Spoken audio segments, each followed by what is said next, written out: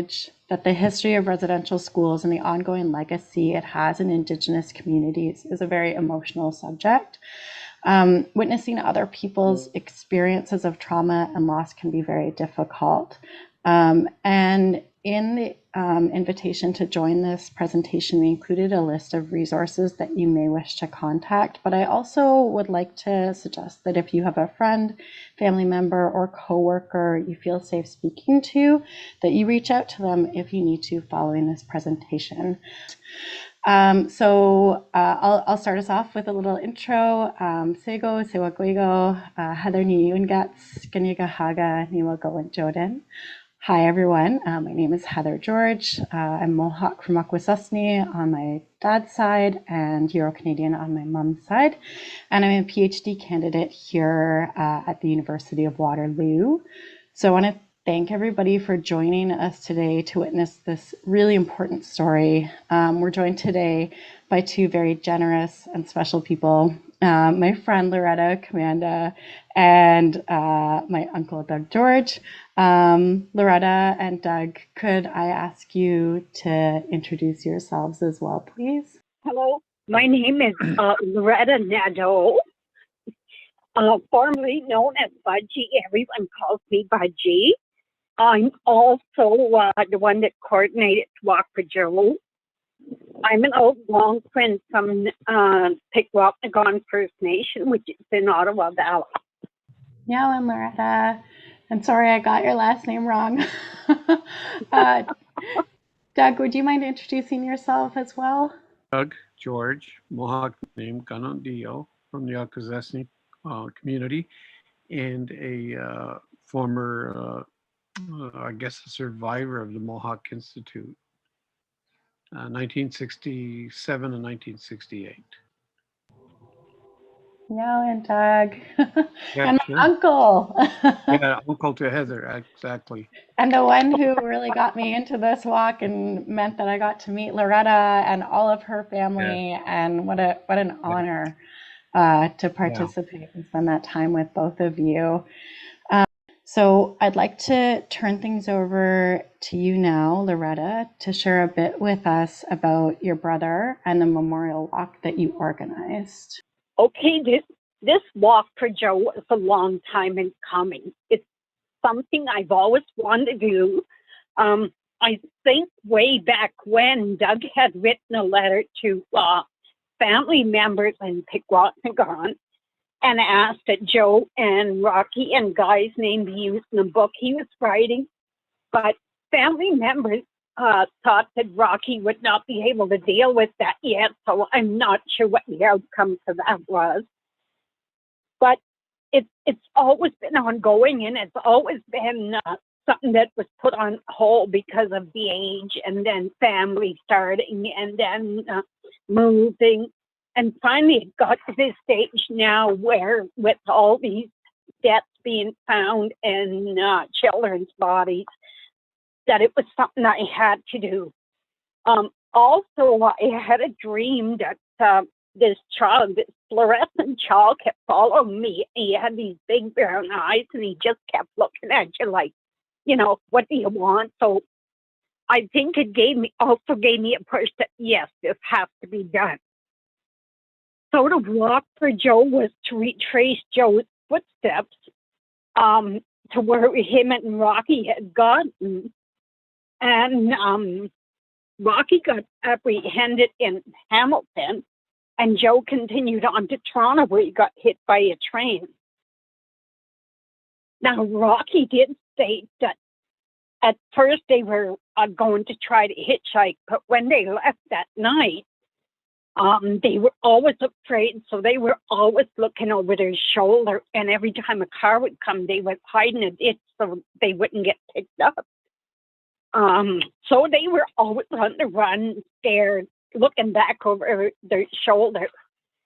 Well, this Walk for Joe was a healing walk for family members. Also, it was to heal other community members where their elders had went to a residential school. So there was a lot of support. Family members all participated. So anyway, everybody came out with a lot of support. Rocky did finally come forward and helped a bit with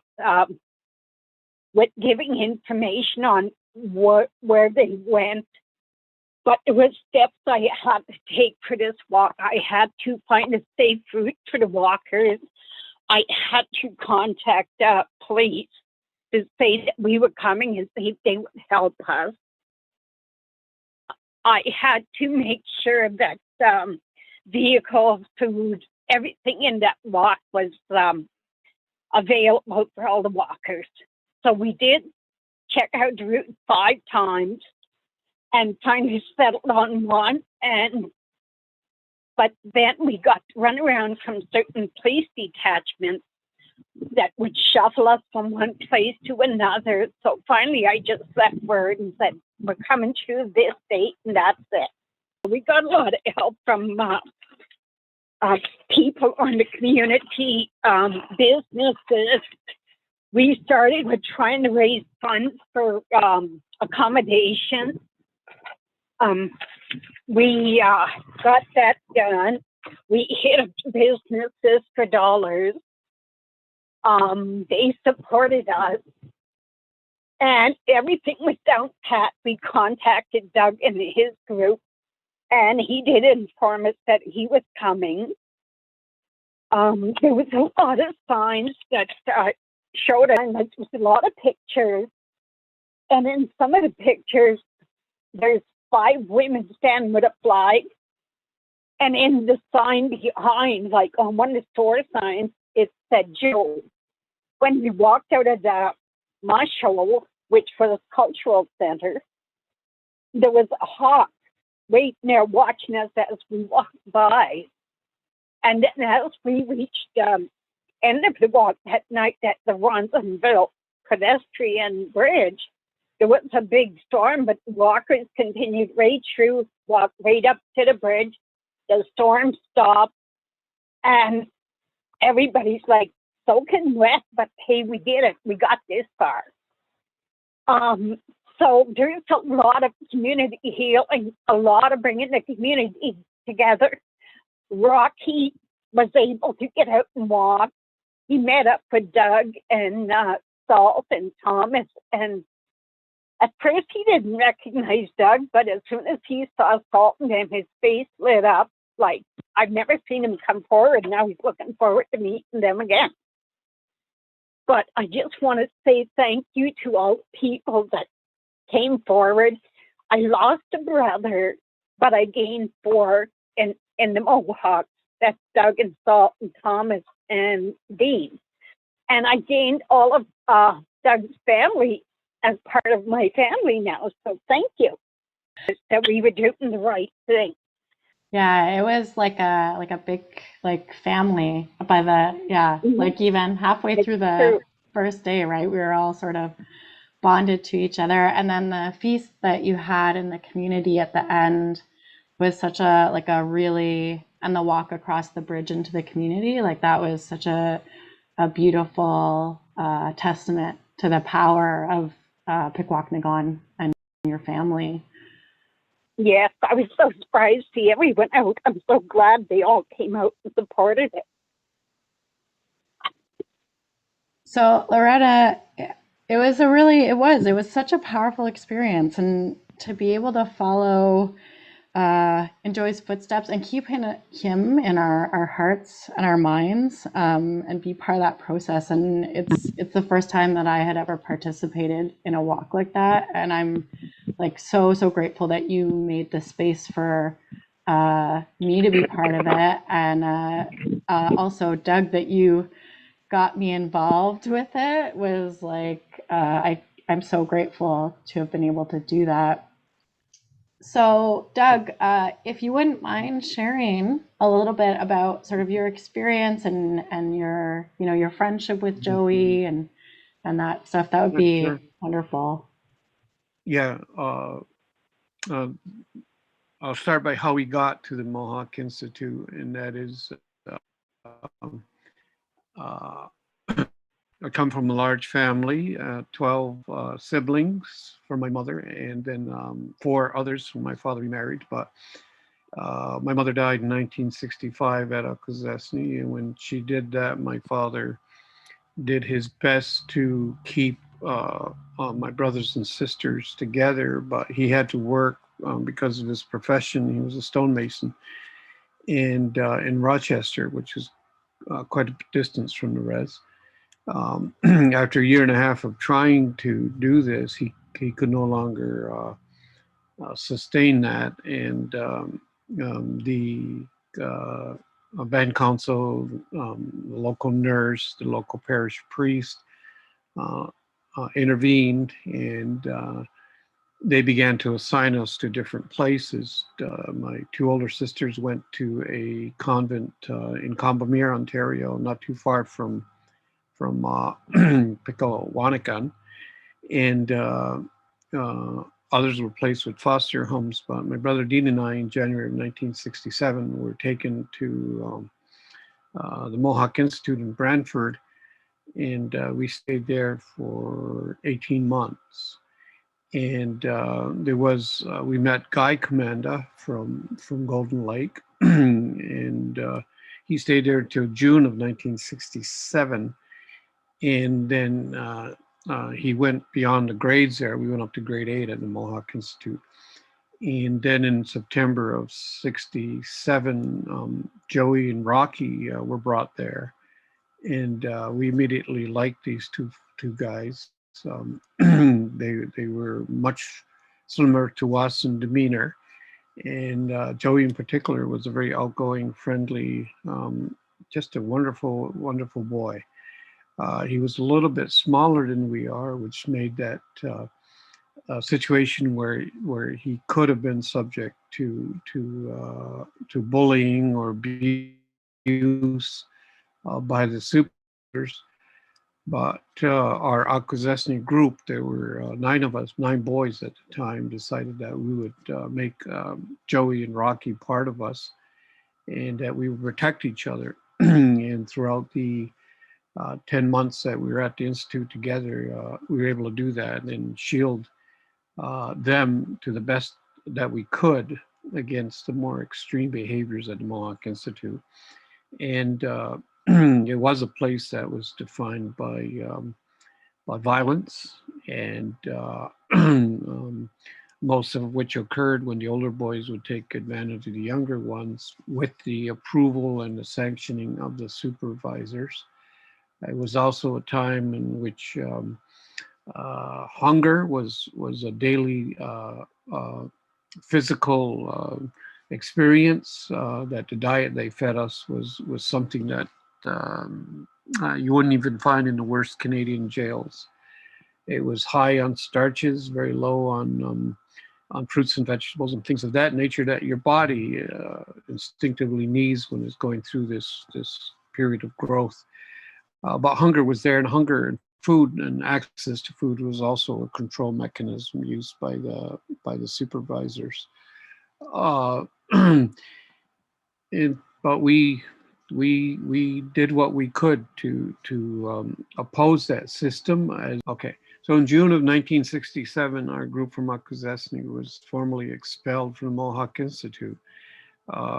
The we once we got to the res, my brothers were and myself were put in foster homes and not permitted to return back to the community. But Joey and Rocky, they did go back to the institute, and they found only to find that their Mohawk friends were not there. And so they decided that they were going to do something that we had done repeatedly, and that they were going to run back and return back home. They had a sister in Toronto. In either instance, it was a very, very long walk along CNR train tracks that ran parallel to the Institute. One point during one of our runs, we had actually made it as far east as Ancaster before we were arrested by the police. In other instance, some of us had reached Toronto and were on the same tracks as Joey and was. and almost experienced the same um, trauma that he did when they were running across the tracks and almost got struck by a train. Well, what happened, of course, with Joey and Rocky is they were going home, and they had a 400-mile walk ahead of them to Akwesasne. For us, it would have been 600 kilometers. Excuse me, they had a 400-kilometer walk, and they made it. Joey made it as far as Toronto by himself after Rocky had been arrested and put in jail by the Ontario Provincial Police. Joey made it another 50 kilometers until he at 5:14 in the afternoon of September 3rd, while avoiding one train, he was struck by another. And the students at Mohawk Institute were told that this was a lesson for all of them, that this fate would waited for them if they were to leave the school grounds. And we didn't learn until decades later the circumstances of Joey's death. But over the years, I've been thinking about him. We all have been thinking about him. And we're trying to find a way to express our respect for our friend and to help lead him to a place of peace in the spirit world. Now, what had been going on at the Institute since it closed in 1971 as a direct consequence of what happened to Joey. And they did an investigation, and they did affirm that conditions were as bad as as people had testified. And so they closed the school, and but the spirits were there. And as students, we were always told that there were certain areas of the grounds that were forbidden for us to go to. And we learned later, because those areas were the location of the burial sites, that there were dozens and dozens of children at the Mohawk Institute had died and were placed in either individual or common graves. We wanted to find a way to help locate those graves, and also to acknowledge Joey and to begin the process of releasing the bodies to the families, repatriation, and then the spiritual release for the children that are still remaining at the Institute. And so while we were at the Institute on August the 25th and the 26th, before the march, we again acknowledged Joey and asked if he would be the one that would lead the children back on their journey. But of course, we have to do our duty, and we have to locate their bodies and return that. And I'd been in contact before I did this with the Commanda family a few years ago, and then most recently this past spring, because I wanted to the country in both the United States and Canada, I wanted them to see the residential school episode experience the trauma through the eyes of one individual Native boy. And in my mind, that was Joey. And he would represent us all. Beginning in July of this year, when for the first time the community actually formally acknowledged our status as survivors. Until August, things just seemed to flow naturally, and we got the support and were able to join the Commanda family and begin the walk on August the 27th. And for us individually, it was a historic event, and for each step that we took, we know that Joey's presence was there, that somebody was thinking about him.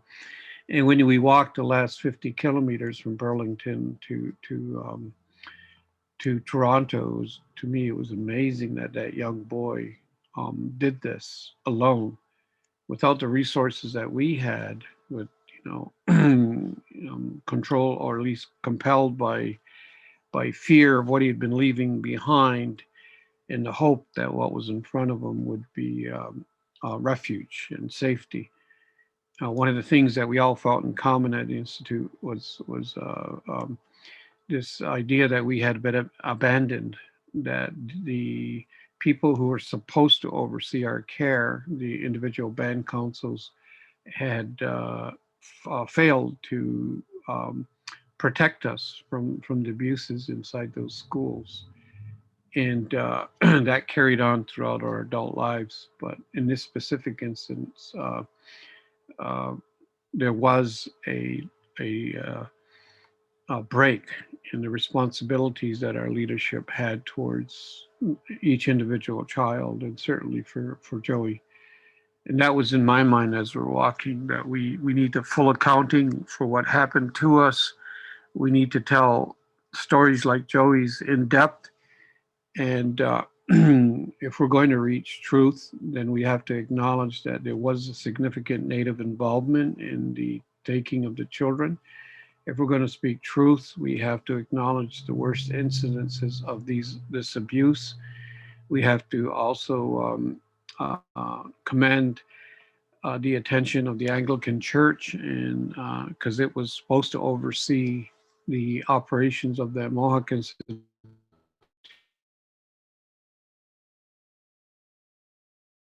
in 2008 and conclude in 2015, the issue of justice was not really addressed. Who to hold accountable for what happened, and why were we denied the right to confront our accusers? And when it comes to reconciliation, how come reconciliation has to happen on our part, but not on the part of the institutions that created this place of confinement? Because it wasn't an education facility, the Mohawk Institute. It was a place, as we saw as children, as a place of punishment and confinement. And so that part was missing from the formal process. And underlying all of this was, of course, the desire to remove Native people as distinct cultural and political entities in order to make the final territorial concessions. That was something that Pierre Trudeau predicted in 1968 when they came up with the white paper, that if Native people do not have significant parts of their language and culture and identity preserved, then they were not in effect significant and distinct people. So what we've concluded as a result of all of this, these experiences and these traumas, is that I don't see in the within our group at Akazesi, there's 20 of us left, that there's a lot, how do you say, overt anger. What we want is something in a way of a legacy to remind the country that this had happened to children. They happen to be Aboriginal children, but it's part of the taint on Canada's soul, and it needs to be acknowledged. And then there needs to be tangible solutions that are designed by us, the survivors. Up to this point, it's usually been programs initiated by provincial, federal governments, even band councils, without the active involvement and participation of the survivors themselves. And we're getting older, and we want our stories to be preserved and be told. We don't want to be secondary. We don't want to be asked after the fact. But whenever any individual group, Native or not, decide something that they would like to do to recognize this part of our history, then they make use of our ourselves, our experiences, and our ideas. Yeah, so we really want something tangible and permanent to come out of this, something good to blossom from this episode. In, like I said, our collective consciousness. And I think most Canadians are supportive of this. That's indicative of the enthusiasm we saw as we marched towards Toronto. And it's also true in whenever they do summation of what issues concern Canadians, residential school is very much in their minds. But we are setting the tone. We are creating tangible, we are good examples of what can be done And truth and reconciliation will happen on our terms. That's most critical. We will define that. And so by taking charge in this manner, I think we're well on the way to doing that. And it's in the spirit of Joey Commanda. It's the power of his spirit, the absolute power from the spiritual world that is showing us direction we have to move in. And for that, I'm greatly honored. Oh, and Doug, it's I think that what you're saying, there's your grandson. I think what like really that having a survivor driven response is so key to this work and the survivor voices directing it. Loretta, was there anything that you wanted to sort of add or reflect on that from your perspective? I think that what Doug is saying is true, that there has to be Native input into there. A lot of the stuff that he talked about, he's experienced, so he knows all that. Like, I wasn't in these schools. I don't know exactly what happened there. But I do know that after the accident, my parents did go to court and try to put the responsibility back on the school. And what came of that was they were found not responsible for this child's death, like his runaway and that. Now, with all this stuff coming out, I'm just wondering if it went to court today, if there would be a total different thing. Like, would they be responsible? I probably would think so, yes. Yeah, I do think, like, one of the things I saw someone say is like there shouldn't be a graveyard at a school, right? Like no school should have a no, graveyard. Yeah. no, No. no. And it wasn't a school. No. Yeah. It was an institution. It was a place of confinement. And what Budgie said is right, is that the government of Canada legally, when they sent us there, they declared that they were responsible for us and we were their wards, which meant they had what they call a fiduciary responsibility to ensure our care and well-being and safety, and they completely failed at that. Somebody has to answer for this. Even though the supervisors, most of them are dead, the organization under which they flourished exists. And so there has to be an accountability, not a letter of apology, but a legal and lawful resolution of this. Thanks, Doug. And thanks. Sure. Yeah. Sorry, Loretta. That's okay. Thank you. Yeah, it's just not enough, right? It's not enough just to say sorry. that's just words without actions. Yeah. No, the Iroquois way of when you do reconciliation is you have to make the other side heal by returning them to the place where they were before this act of violence or denial or abuse occurred. You have to make things right. You can come up to a person and say these words that might be heartfelt, but unless they're made whole again, as is the standard under Iroquois and Western law, then justice is denied. And the only way to make us whole is it starts with the land that they tried to steal from us by taking us away and putting us in the schools. And so land reclamation, land restoration is important. More emphasis on cultural rejuvenation and language and creative programs like that.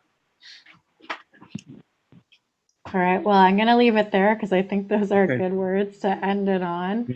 Yeah. Yeah, and Jadam, I don't know if you had Yeah, something you want to say. I just wanted to say, Nyawa, I really Yeah. appreciate you taking the time today to talk about this. It's, it's not an Yeah. easy thing to talk about, especially with your lived experience, being there, and then your family member, and Joey Commanda. Like, I really love how you talked about what can be done, and the part about taking charge, Yeah. and how Joey Commanda, the power from the spirit world and taking that direction. I think that that's all really powerful and important. And I just really, from my heart, would like to say Nyawa for sharing. And yeah, more has to be done. You are right. Absolutely. So hopefully people will take your words. The walk for Joey goes. It'll go. It'll continue. It's still ongoing. It is Yes, ongoing. yes. Absolutely.